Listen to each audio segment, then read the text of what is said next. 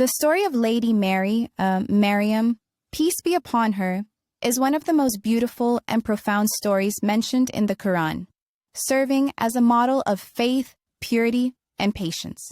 Here is a summary of her story. Her birth and upbringing. Mary was born into a noble family of the children of Israel. Her mother Hannah was barren and prayed to God to grant her a child, vowing to dedicate the child to the service of the sacred temple. God answered her prayer, and she gave birth to Mary. Although she had hoped for a son, she accepted God's will and entrusted Mary to the temple's care. The guardianship of Zechariah. Religious scholars and devout men competed to care for Mary because of her unique status. By God's will, Prophet Zechariah, her relative, became her guardian. He took great care of her, and Mary lived in her sanctuary, devoted to worshiping God. God blessed her with sustenance that came miraculously, further highlighting her special position.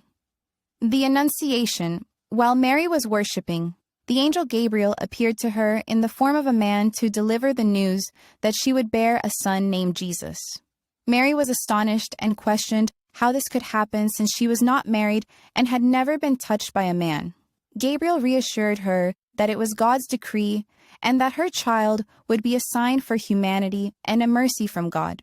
Her pregnancy and isolation.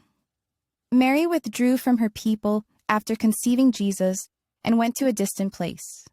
When the time of delivery came, she experienced great pain.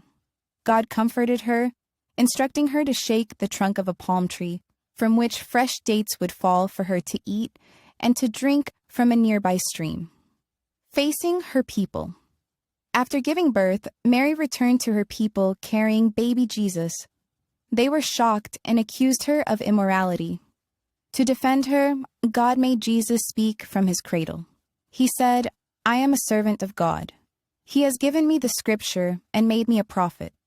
This miraculous event not only absolved Mary, but also demonstrated the divine nature of Jesus' birth. Her status in Islam. Mary is honored in the Quran as a model of purity and faith. She is the only woman to have a chapter named after her, Surah Maryam.